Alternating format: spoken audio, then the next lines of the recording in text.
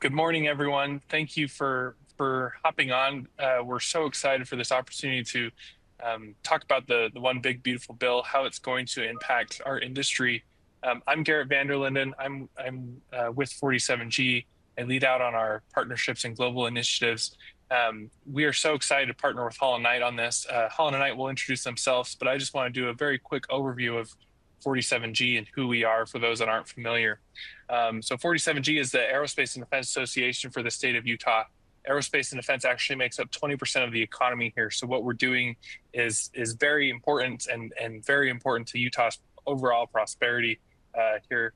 Within 47G, we have three big initiatives. The first is what we call the UAMI Institute. Those that are familiar with Utah are probably familiar with UAMI. Last year, 47G merged with UAMI. That side of our business is really focused on federal and state public grants and helping to advance the industry in that way. Project Alta is very focused on advanced air mobility and bringing advanced air mobility to Utah before the 2034 Olympics. And the Impact Center is focused on helping businesses grow in a variety of different ways. That's the biggest portion of what we do here at 47G is provide a number of member services to our companies in partnership with our industry affiliates like Holland Knight. This webinar is an example of an Impact Center initiative. We help the ecosystem by convening, promoting, and advocating for the industry.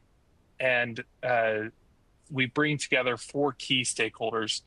Those are industry affiliates, so service providers, state and local government, academic institutions, and then community partners, which is the ecosystem community partners. These are our industry partners. Finally, just a very quick announcement for those that aren't aware. On November 4th and 5th, 47G will be hosting our second inaugural second annual Zero Gravity Summit. Holland Knight is actually a sponsor of that. They're a great partner of ours. This summit brings together national security focused industries from across the nation. We'll have four key topics this year: energy, advanced air mobility, defense tech, and I'm blanking on the last one.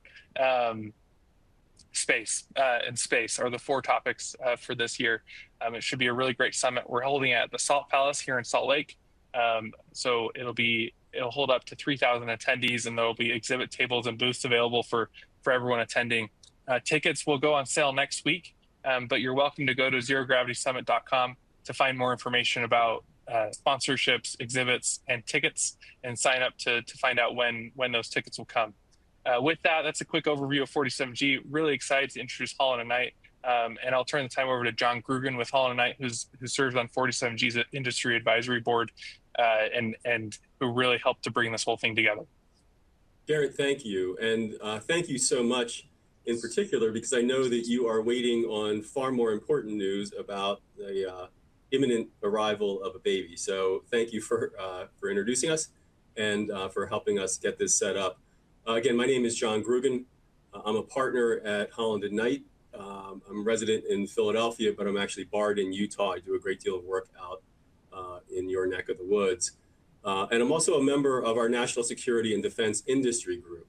You might hear a little bit more about this later, but what that group does is it brings together a bunch of different expertise that we have within our firm, including government relations, procurement, corporate, intellectual property, and a host of other practices that are relevant, including tax. As Garrett mentioned, I'm a member of 47G's advisory board, and we at Holland & Knight are incredibly excited about our partnership with 47G. What 47G is doing is remarkable, as is the business environment in Utah, and so for that reason, we're particularly excited to sponsor Zero Gravity. Lastly, we're thrilled and delighted to be able to present today on the Big Beautiful Bill and how it may impact Utah aerospace and defense. And with that, I'll turn it over to Dan. Thanks very much. And I think we are going to kick it off with Misha Lehrer is going to introduce himself, and then Josh and I will do a quick introduction. So Misha. Yeah.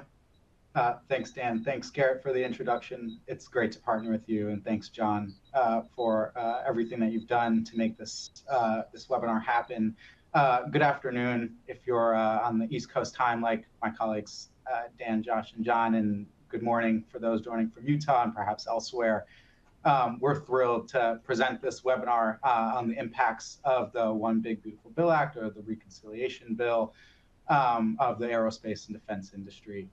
So we're going to primarily focus on new defense spending, particularly through the Department of Defense, and touch on some other national security issues in the bill, and before we talk about some of the tax provisions that affect industry. So before we begin, I want to quickly introduce myself and allow my colleagues to introduce themselves. My name is Misha Lehr. I'm a non-lawyer policy advisor on the Holland & Knight National Security and Defense team. So in my position, I advise both traditional, non-traditional defense clients on the annual authorization and appropriation bills, and work with congressional executive branch stakeholders, and then other stakeholders sort of in the ecosystem. I joined after working for about 8 years in the US Senate, and then had a few jobs in the sector overseas prior to that. So with that, Dan. Thanks very much. And I'm Dan Sennett. I'm a partner here at Holland & Knight. I also co-lead the Defense and National Security team here. Prior to Holland & Knight, I was the Republican staff director at the House Armed Services Committee, and also before that, the general counsel on the committee. And then before that, spent 21 years in the Army, both as an armor officer and then eventually as an Army judge advocate. So that eventually brought me to the Hill. And now here at Holland & Knight, as Misha mentioned, we represent everything from big defense primes to small and medium-sized companies that are dual-use technology companies that may not traditionally work with the Department of Defense, but have technology that they believe or that the department believes would be beneficial to adopt for military use. And that really has been the most growing sector within our defense practice, are those small and medium-sized non-traditional companies. And I will turn it over to Josh Odens. Hi, thanks for having me. I'm Josh Odens. I'm a partner in the Washington office, and I sit within our public policy and regulatory group. I'm the co-head of our tax policy, PP&R sub-practice. I spent 5 years in government, 2.5 years at Senate Finance, where I worked, I was the corporate international tax lawyer for then Chairman Baucus, and wrote parts of TARP, Recovery Act, et cetera, basically threw money out of airplanes to save the economy. And then I went to Treasury and managed the domestic tax team. I work with tech companies and defense companies, primarily on tax policy and tax planning, and then occasionally tax controversies. So Dan, if I could throw it back to you and Misha. Thanks, Josh. Appreciate the introduction, and thanks, Dan. Before we get into the meat and potatoes of the webinar, we thought it'd be important to just reintroduce Holland & Knight, or introduce Holland & Knight if you're not familiar. So we're an international law firm that sort of seeks to take a 360-degree approach to address all of our clients' legal needs. We have 35 offices worldwide, focusing mainly within the Western Hemisphere. About 2,200 attorneys and policy advisors operating in more than 250 distinct practice areas. So that's everything from business, healthcare, litigation, real estate, and then government and public policy and regulation, as Josh mentioned. Before moving on, John Grugan and Dan Sennett, you both mentioned in your introduction about the National Security and Defense Industry Sector Group. So Dan, you want to give a brief background on that? I think John did a great job of kind of providing the overview on that. So let's just move on to the substance of this, and we'll take questions at the end. Great. So very quickly, scene setting and political landscape. So as we look at what's going on, it's sort of important to recognize how consequential this moment is for major legislative action. So we're all tracking, but just a quick recap, after the November 2024 elections, Republicans held the majority in the House, regained a majority in the Senate, and took control of the White House with the election of Donald Trump. This alignment, it's not just a matter of numbers, but fundamentally changes the legislative dynamics in DC. So with this control, the majority party has the ability to set the agenda, move legislation through committees, and bring bills to the floor. But it also means that leadership can pursue ambitious reforms that might otherwise be blocked by procedural hurdles or partisan standoffs. So the environment, in this case, has created a unique window of opportunity for Congress to advance its highest priorities, and sort of the priorities that Republicans ran on in the most recent election. So the reconciliation bill, the One Big Beautiful Bill Act, is a direct product of the moment. Represents a sweeping package of reforms, including major changes to defense policy and funding, as well as tax provisions that probably would have faced significant obstacles in a federal government where it's sort of split between a Republican and Democratic majority in either chamber, or whoever sits in the White House. Still, there are procedural challenges in the Senate, most notably the filibuster, which requires 60 votes to overcome. So that's where the reconciliation process comes in. So as we go to the next slide, I think it's good to spend a couple minutes exactly on what reconciliation is, and sort of what it means for the bill that was enacted into law. So reconciliation, it's a special legislative tool that allows certain budget-related bills to bypass the filibuster in the Senate and pass with a simple majority.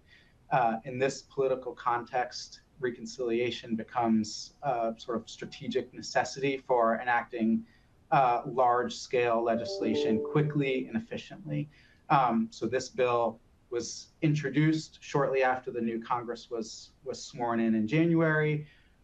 Took a couple of months to come together, and was at the president's desk before the July 4 recess earlier in the month. Reconciliation is a two-phase process. In the first phase, the House and Senate adopt a budget resolution containing reconciliation directives to one or more committees. These are often referred to as reconciliation instructions. There are three types of directives in these instructions. So these are laws providing for spending, to change laws providing for revenues, and to change the public debt limit. So in the second phase, those committees that received those instructions respond with their recommended changes in law within the jurisdictions of their committees. So for example, the House and Senate Armed Services Committees received instructions to add $150 billion in new defense spending, and they did just that, crafting a bill that reflects their priorities within their jurisdiction, as well as the priorities of the services and the administration. Once the committees complete their work, the recommendations are combined into a single reconciliation bill, though sometimes it's always not. The bill is considered under special procedures that distinguish it from regular legislation. So most notably in the Senate, as I previously mentioned, debate on a reconciliation bill is limited to a certain amount of hours, which means the bill cannot be filibustered and can pass with a simple majority of 51 votes, rather than the 60 votes typically required to overcome a filibuster in the Senate. This is exactly what happened again, with a couple of Republican senators voting in the negative. Vice President J.D. Vance broke the tie and passed the bill. In the House, consideration similarly is structured by a special rule reported from House Rules Committee, which sets the terms of debate and may permit specified amendments to be offered from the floor, which sort of sets the parameters, again, around sort of the one-party majority rule. Very quickly on the Byrd Rule, which was sort of in the news, it's named after former Senator Robert Byrd, Democrat of West Virginia, restricts the inclusion of provisions that are considered, quote, extraneous to the budget. So for example, measures that do not affect federal spending or revenues, or that would increase the deficit outside of the budget window can be challenged and removed from the bill. And the key arbiter in the Senate is the Senate parliamentarian, who plays a key role in interpreting and enforcing these rules. Reconciliation has been used to enact major policy changes over the past several decades, including tax cuts, which were included in this bill, which Josh will get into later, but also includes things like healthcare reform and deficit reduction measures. In the case of this Congress, in the 119th Congress, very rarely had the Armed Services Committees been instructed to write reconciliation or to get directives to write reconciliation measures. But again, they did just that. And there's about $150 billion of new defense spending. So now that we know how we got there, let me turn it over to Dan to talk about defense in the reconciliation bill. Thanks very much, Misha. I think it's worthwhile to just go back a little bit and talk about the Trump administration's overall worldview when it comes to defense. And I think one of the major tenets is a reduction in overseas intervention. I think that is something that President Trump was very clear about first in the first term, but also on the campaign trail leading up to the second term.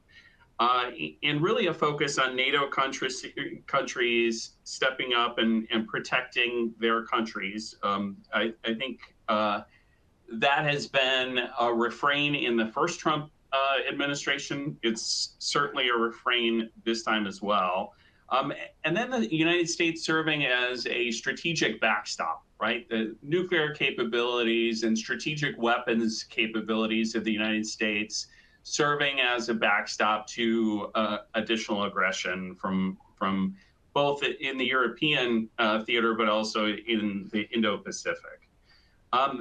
As you probably have seen in the last few weeks, there was a lot of movement regarding NATO countries and their commitment to spending on defense in their own defense. So in 2017, I believe there were about 4 of the 32 NATO countries that met the 3% threshold that President Trump had been touting for NATO spending, defense spending as a percent of their GDP. Currently, there are 23 of 32, so a dramatically increased number of countries within NATO that are meeting that commitment. As you may have seen in the last few weeks, President Trump had been talking about those NATO countries getting to 5% of GDP. And I think all of those countries, all of the NATO countries, except for Spain, I believe, has now committed to 5% of GDP on defense spending by 2035. So that is it's a huge commitment. And that is also portends a lot of defense spending, not just in the United States, but also in European countries. So there's a lot of opportunities there, I think, not just for European defense manufacturers, but also US. The other thing I would say is, what about the United States? The United States is currently at around 3% of GDP on defense spending. But the target is to try to get to around 5% by the end of the Trump administration. What does that translate into? That would translate into about $1.4 trillion in spending annually. Just to put it into perspective, we were at about 895, somewhere around in there, all in 2025.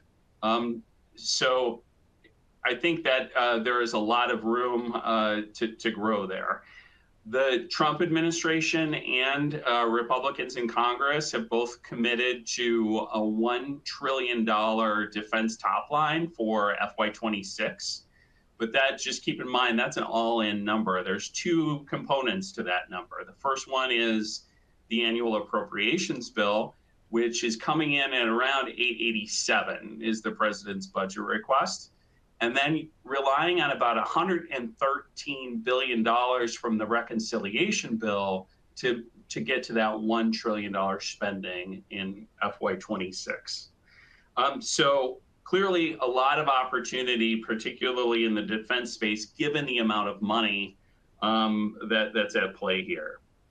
And just to go back to civics, basic civics for just a second.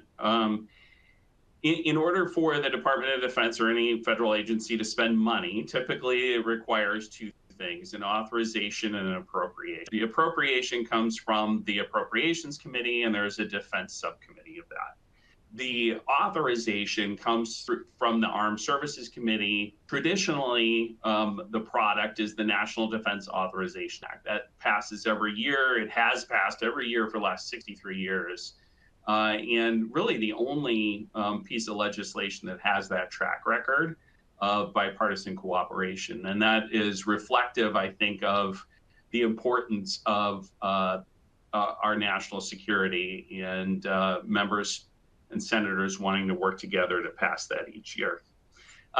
But the Armed Services Committee's role for reconciliation was really a couple of different things. It was a focus on modernization, procurement reform, and supply chain security. Those are three big themes there. We're going to get into some of the details here in the next slide.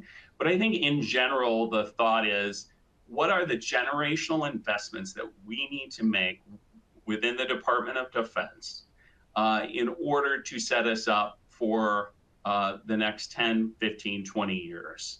And there's been a lot of focus on, you may have heard of Golden Dome, which we'll talk about in a minute.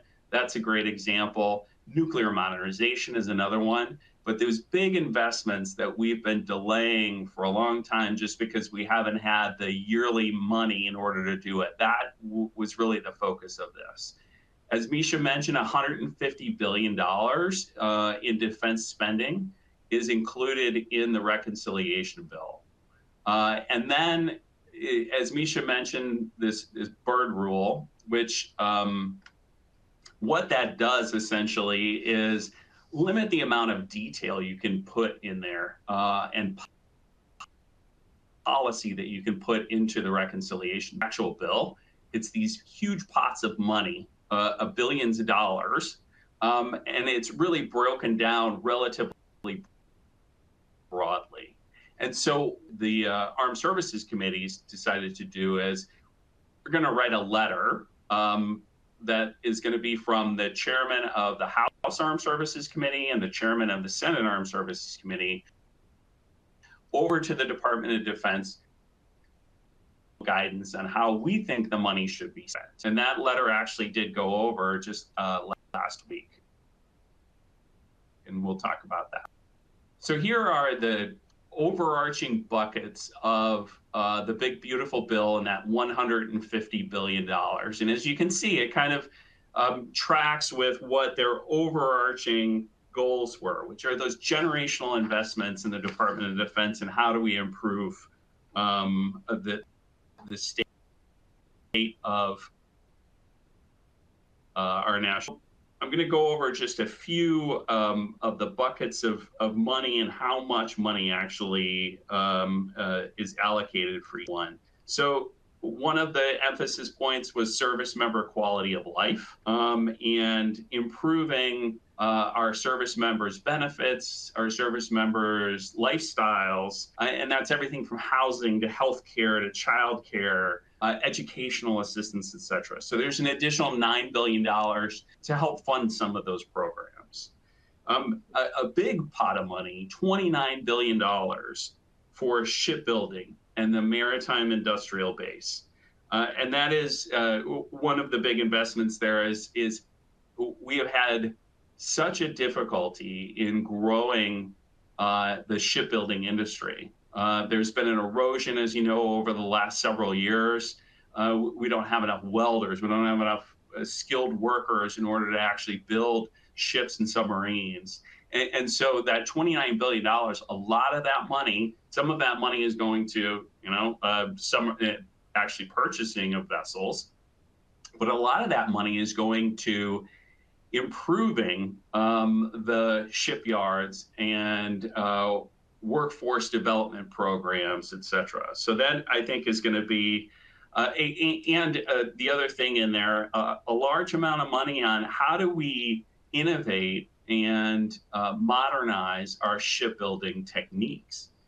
So I think a lot of emphasis on advanced manufacturing in the context of shipbuilding, and you'll see that in a couple of other pots as well. And then 25 billion for Golden Dome. That's probably the one that most people have heard about in the news. And really all that is a layered missile defense system for the United States.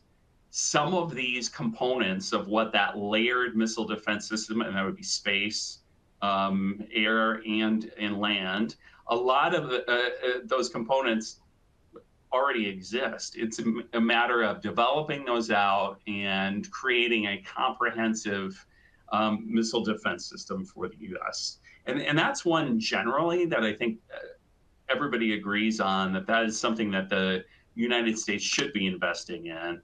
And that I will say, though, that $25 billion, considerable sum of money, but that really is just a down payment. That program overall is going to be probably in the hundreds of billions of dollars by the time it's done. Another major one, $25 billion for munitions. As you probably know, over the course of the last few years, during the war in Ukraine, the conflict in Israel, there has been a depletion worldwide of weapon stockpiles and munition stockpiles. And so one of the opportunities we have here with this $25 billion for munitions is to replenish those stockpiles, but replenish it with the latest innovative emerging technology, rather than just replacing it with what was already there. And so a lot of investment in depots and the munitions manufacturers to be able to get the latest in both manufacturing techniques and in munitions, and replenishing our stockpile that way. Another major investment, $16 billion to expedite innovation for the warfighter. And so I mentioned it before about dual use technologies. There's a lot of excitement about, as an example, Silicon Valley now working with the Department of Defense on emerging technology that can be leveraged for the military. I think across the board there is a lot of excitement about emerging technology from non-traditional defense contractors. So a company has an application that would be beneficial to the department. They don't traditionally work with the Department of Defense. The department is doing a lot to try to broaden the defense industrial base and bring those companies into the DoD defense industrial base ecosystem. So there's money in there for that purpose, but also how do we expedite getting that great technology to the warfighter? You know, gone are the days, I think, of these acquisition programs that run for 10 years before the actual technology gets out to the warfighter. Because in this era, that technology will probably be obsolete if we are spending 5 or 10 years in an acquisition process for it. And then I'm going to just touch on two more that I think are particularly relevant to this audience. $9 billion for air superiority, and that is the fighter force posture, next generation aircraft. So that's an additional investment in development of that. And then $15 billion for nuclear deterrence. So this is everything from infrastructure investments for NNSA and for the Department of Defense, and then weapons modernization, nuclear weapons modernization. So those are some key parts to this. I would also just one additional one, which is military readiness. There has been, there's $16 billion to enhance military readiness. And in that context, it's mostly about spare parts and the availability of spare parts for weapon systems, for ground vehicles, for aerospace. How do we, number one, rejuvenate that industrial base? And how do we modernize that industrial base to make sure we're getting the spare parts needed to the service members so that they can do their mission? So with that, I think I'm going to turn it back over to Misha, and he can talk a little bit about other areas that are adjacent to DoD. Yeah, thanks, Dan. So as Dan explained and I previewed earlier, the House and Senate Armed Services Committees received instructions for $150 billion of new funding. Similarly, the House and Senate Homeland Committees, the committees that have jurisdiction, and then also committees that have jurisdiction over NASA, the Coast Guard, and the Department of Homeland Security also wrote their bills to create new funding, specifically so that it can pass reconciliation within the confines that it wouldn't be struck because of the Byrd Rule. So there were some provisions that were cut, but there's still significant new funding, especially for the Department of Homeland Security. Dan talked about the reconciliation bill again as a generational investment, and the Homeland provisions are the same. So Congress's intent was to sort of make enhancements of everything from facilities and workforce to technology and sort of bring them to 2025 levels where they think that should be. There was also in those bills, rather than in the Armed Services Committee's jurisdiction, the ability to raise some money. So there was some fee increases for asylum, visas, temporary protected status, and then certain employment authorization.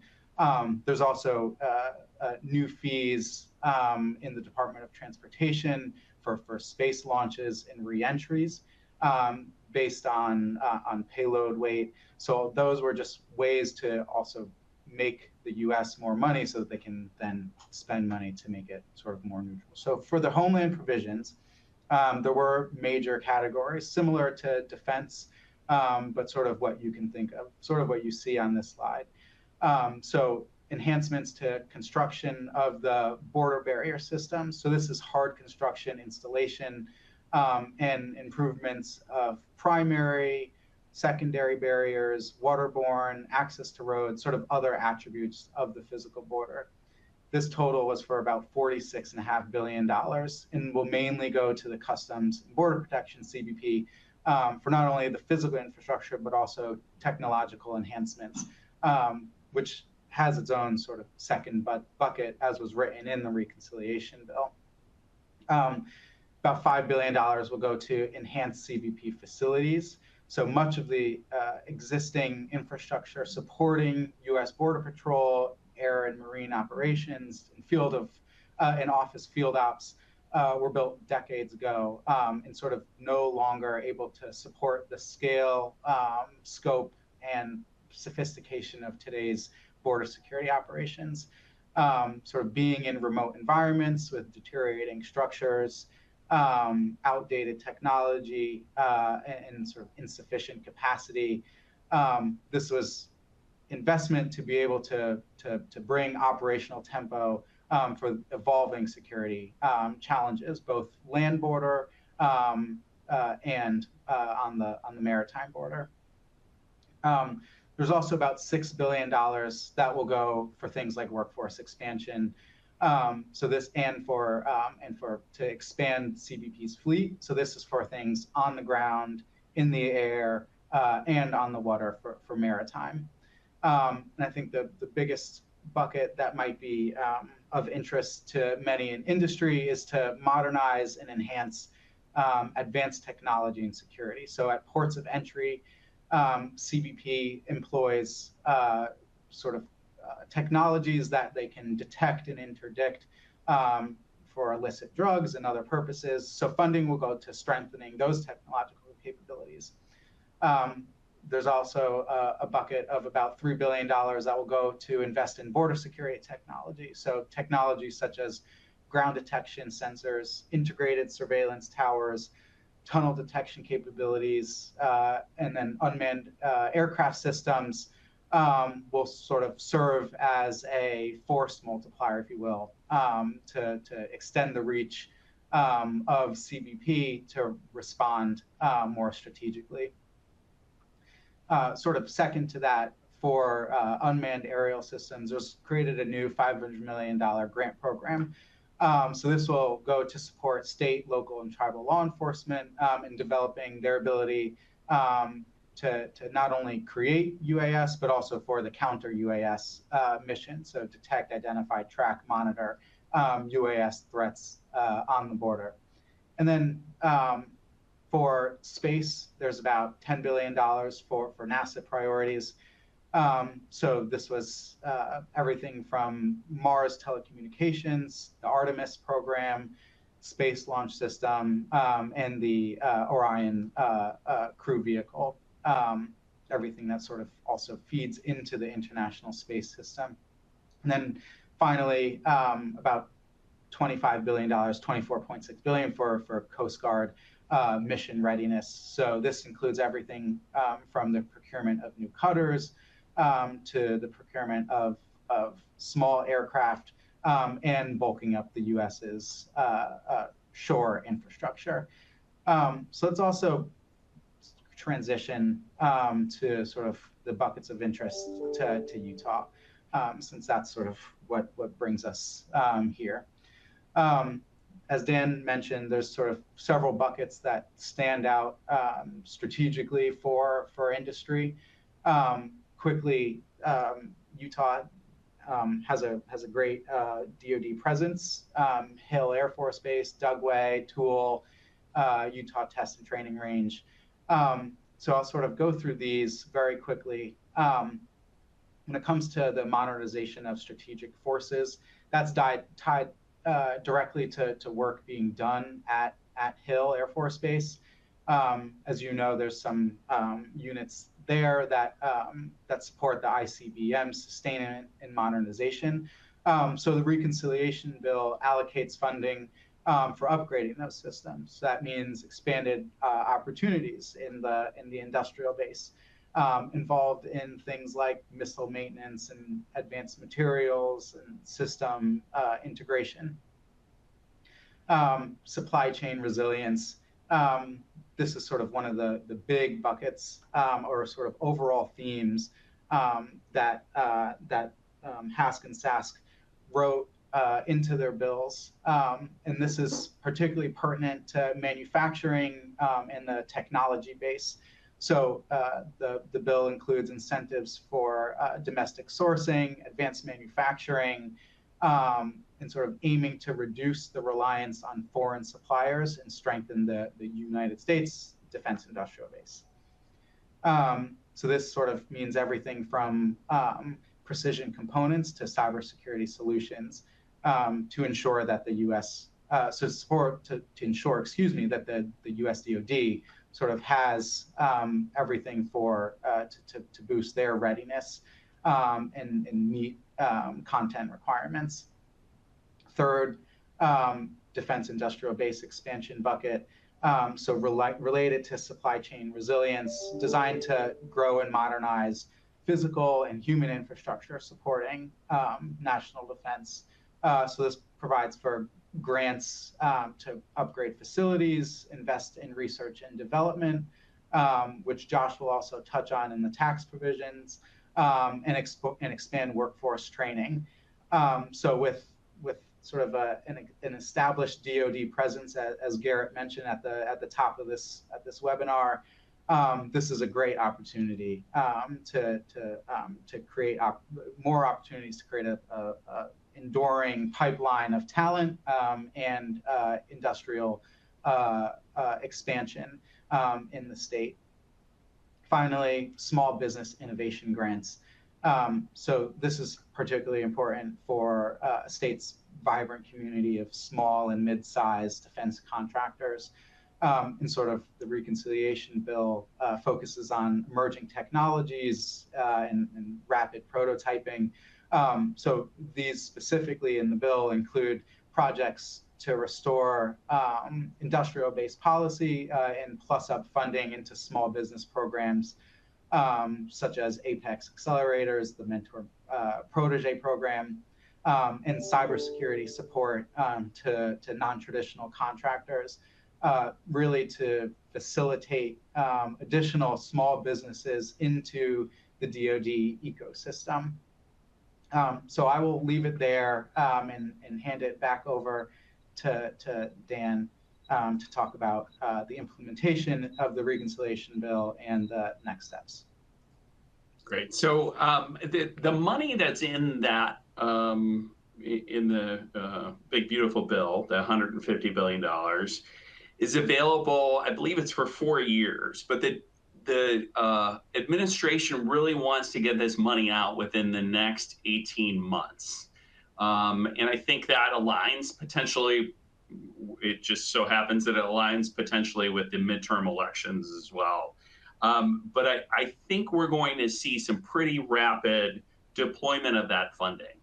I mentioned this before, the letter that went over from the chairman of the House and Senate Armed Services Committees over to DoD. It had some additional fidelity in there about details about how they wanted those big buckets of money to actually be spent. It wasn't quite as detailed as what we had been told it may be. And I think a lot of that was just wanting to give the flexibility to the Department of Defense and OMB to sort of set those priorities and align them with the administration's goals in that area. I think what's particularly interesting about this is you are going to see, and this knocks out, I think, one of the questions that we got was, now that the big beautiful bill is passed, what are the next steps before money can actually be spent or committed to projects? And I think the next step in this process is we're going to see RFPs. We've already seen actually an RFI on Golden Dome, a request for information, and that is really just soliciting, hey, what is currently out there in the industrial base to be able to address some of the issues we're trying to tackle with Golden Dome. We're going to see that followed up by RFPs. I would say the other thing that you're probably going to say is a lot of leveraging of other transaction authorities, which are DoD has authorities to be able to expedite the acquisition process in order to make sure that we're fielding that technology rapidly to the warfighter. So I would suspect CSOs, commercial service offerings, and some other OTAs to be leveraged in order to get this money out the door and get some of these projects on contract. But I would definitely be on the lookout for you'll start to see those RFIs starting to trickle out relatively soon. In terms of the actual money, though, I mean, I think there is still this consultation going on between Congress and DoD. If you look at that chairman's letter, there's a lot of, with some of the actions associated with these pots of money, is for follow-on meetings between Congress and the department in order to talk about how they plan to deploy that money. The risks and challenges, I think there are going to be additional compliance and reporting requirements, particularly because they want to leverage some of these other transaction authorities. So they're going to have to make sure that they have in place some relatively robust compliance programs to make sure that that money is being properly deployed. And then acquisition strategies and funding priorities. The point here, I think, is, you know, there was a phase in the first, I would say, 6 months, and some of it is still happening, in which the Trump administration was reorganizing and refocusing the Department of Defense on priorities that sort of reinforced President Trump's goals for the next 4 years. And now what we're starting to see is now that that reorganization has started to occur, now we're starting to see solicitations for funding and acquisition of these new priorities and supporting these new priorities. So I would encourage you all to take a look at where are they spending the money? Where do they want to spend the money? And how can you, as a defense company or a non-traditional, get into that process and help support some of these priorities? We do have some additional questions, but what I'm going to do is I'm going to turn it over to Josh to talk real quick, and then we'll address some of these questions at the end. Great, thank you so much. So I'd like to change now to tax and to talk about some of the changes that are in the One Big Beautiful Bill. So I'm going to cover three areas. First, what just happened, kind of a brief overview of how we got to the point to the One Big Beautiful Bill. Second, I'll talk about some of the key domestic tax provisions that affect defense and tech companies. And then third, I'll talk about the international provisions.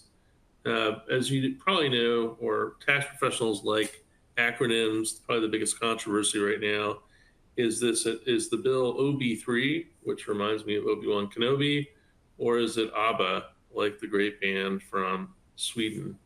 But that is the controversy of the day. But let's get to what took us to this point. So as Misha explained, reconciliation is a tool that allows for one party, when they control both houses and the White House, to pass legislation with a simple majority vote. That comes with some restrictions. They have to follow the instructions on their spending and revenue targets. So back in 2017, with the Tax Cuts and Jobs Act, we had a reconciliation bill that had a series of cliffs built into it. The first cliffs began after 2021, and then the major cliff was approaching us at the end of 2025 with the expiration of the individual rates. The corporate rate was never part of that expiration. The corporate rate was made permanent, but a lot of the individual rates and rates for partnerships and the like, those rates expired at the end of this year, and that was the catalyst to do something.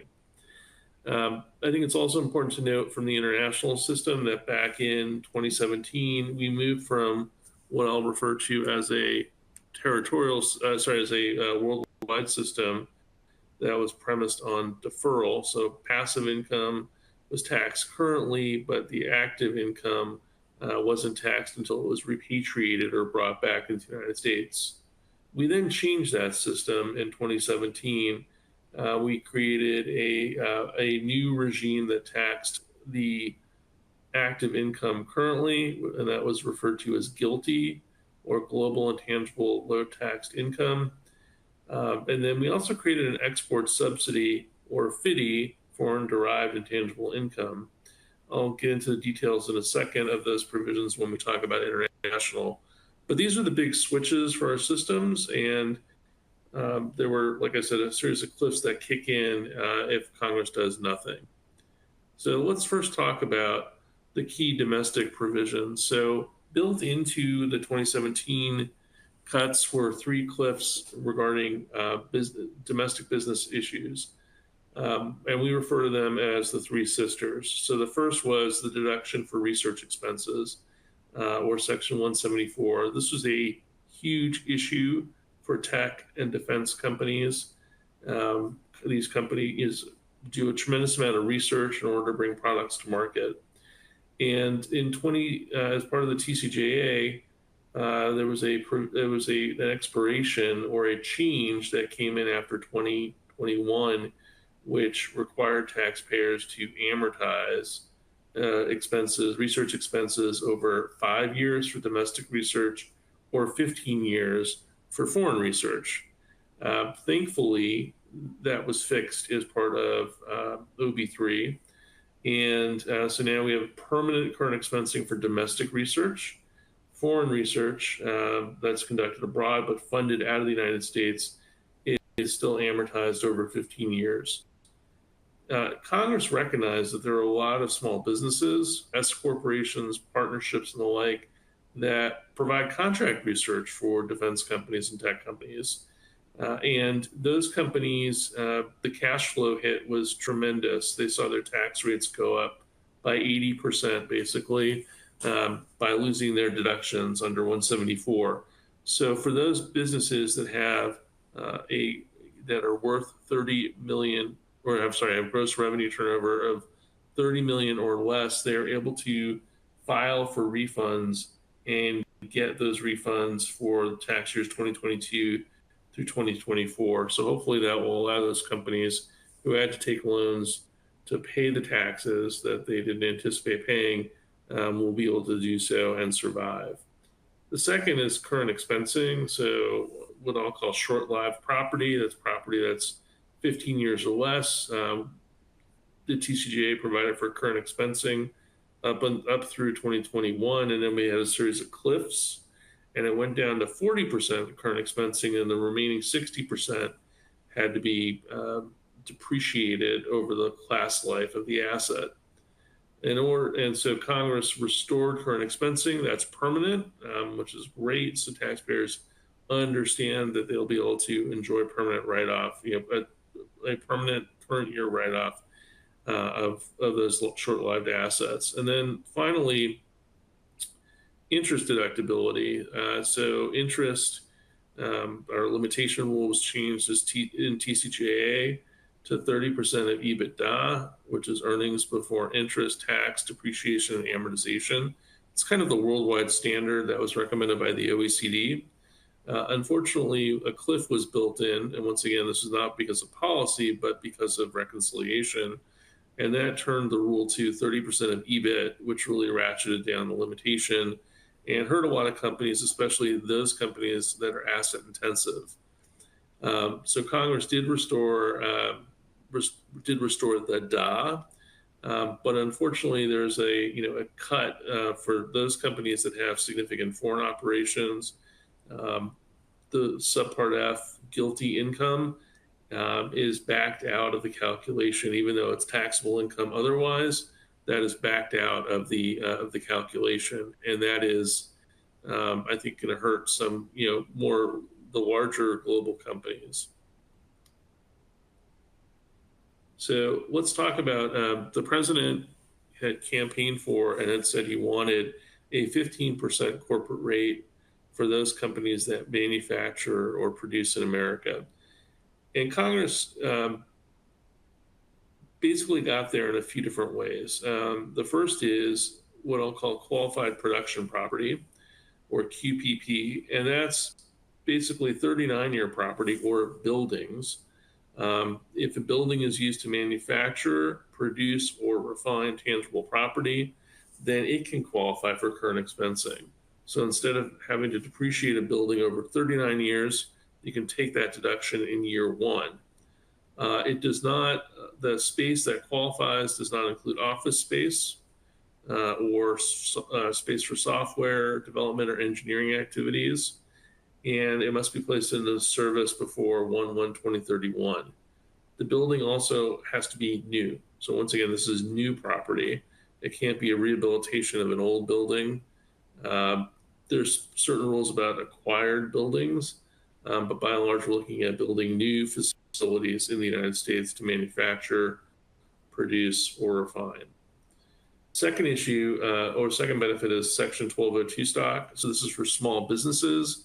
Section 1202 stock provides for essentially tax exemption on gains from disposition of stock. If the stock is for a qualified small business, which means 50 million or less in assets, that amount was expanded to 75 million. This is a really important provision for small businesses and startups.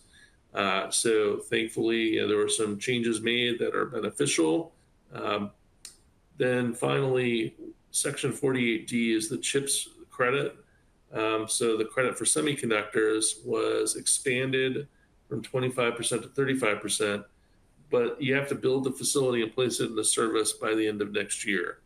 I am hopeful that when Congress comes back this fall, this is a credit that they expand or extend the date for placing a facility into service.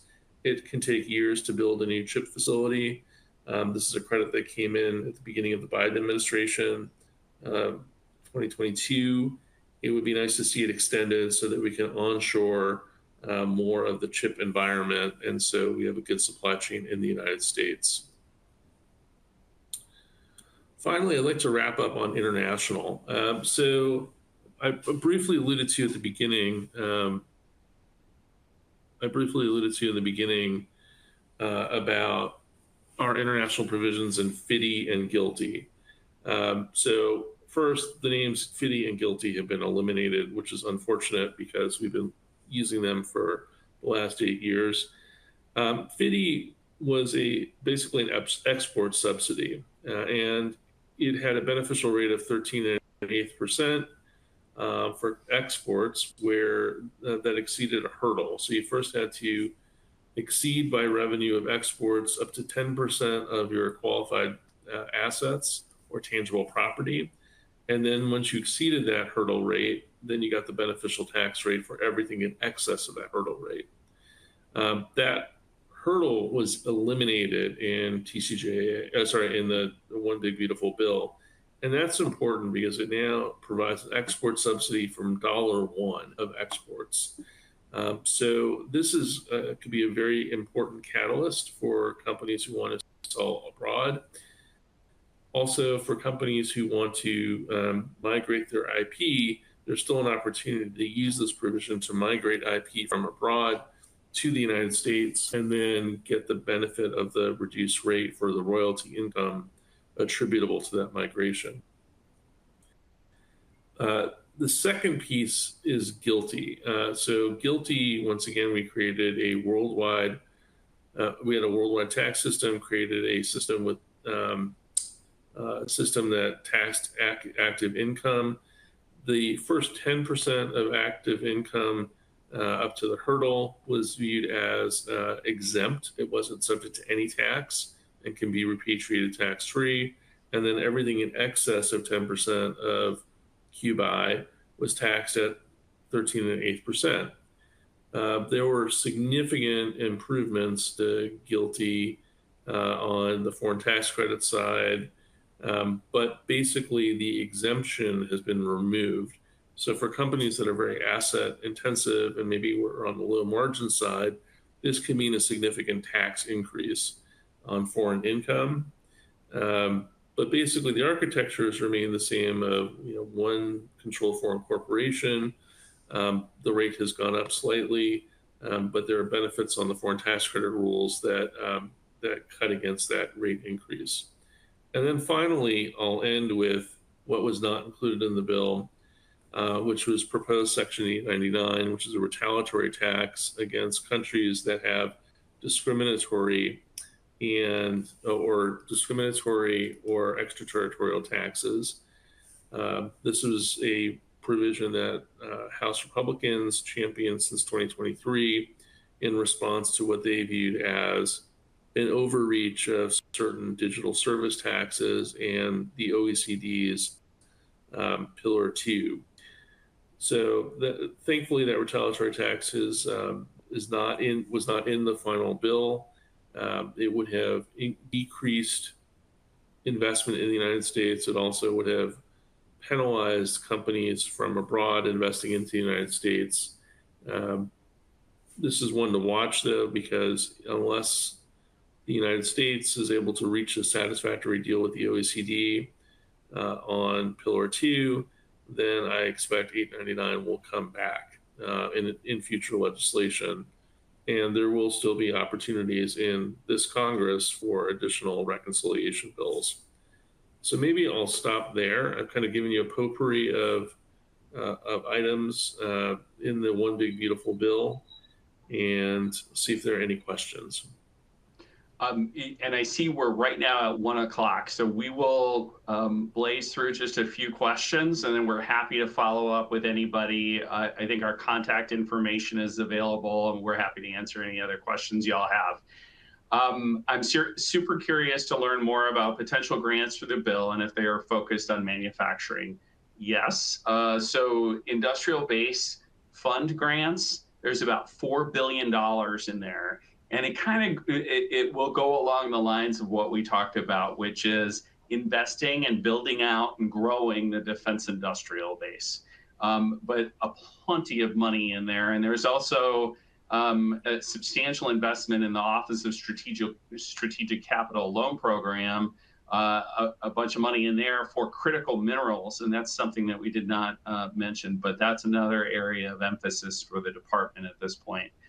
And then I'm going to just knock out one other one, and I think there's a tax one maybe that Josh wants to address. Do we know when those aerial systems grants will be released from the DoD? The timing on this is pretty tough. I think we're probably looking at a few months before they start to formulate their plan, consult with Congress, and then start the process of soliciting this. So I think we're probably looking at, I don't know, 4 or 5 months before this stuff starts to get off the ground. But as I mentioned before, they want to get most of this money obligated if they possibly can within the next 18 months. And Josh, I'll turn it over to you if you want to answer a tax question. Yeah, so there was a credit that was included as part of the Inflation Reduction Act called 48 Cap C, and that was a competitive bid tax credit. So you had to apply, and then the Department of Energy worked with Treasury or worked with the IRS to select those who would receive a grant of credits. Unfortunately, and I didn't cover this, but much of the IRA was carved back as part of the OB3, and we do not have another type of a credit that is similar to 48C that involves competitive application. We could see this in the next reconciliation bill in other areas. It is, I think, viewed as a more tax efficient way of administering credits by giving it out in a limited size so that we can cap how much we're spending through the tax code. And now that we've done this a few times, I expect that we'll see another tax bill will include it for interested areas. We'll see another competitive tax credit regime. And as we sign off, I'm just going to, and if you need to drop, please drop. But there was one other question I think is a pretty good one. What are the defense research priorities under the OBBBA? And what sort of dollars are being put toward those priorities? I think this is an interesting one because, as you know, the trend over the course of the last, I would say, 10 years has been, rather than bespoke research and development funded by the Department of Defense, we want to leverage the research and development and innovation that's going on in the commercial sector, and how can we adapt that for military use.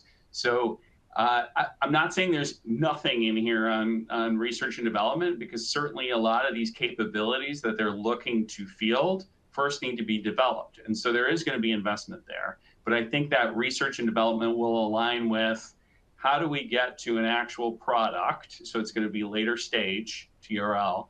How do we get to an actual product that then we can field to service members rapidly? And with that, I'll turn it back over to Garrett. Thanks everyone for hopping on today. Thank you to the Holland Knight team. This is incredible. We will be sharing this. We do have a recording of this, and we'll be sharing it. I noticed there was a question about that. But please feel free to reach out with any other questions. We'd be happy to connect you to John and the rest of this team. They obviously do some really great work and are very knowledgeable in this space. So thank you again, everyone, and have a good rest of your day.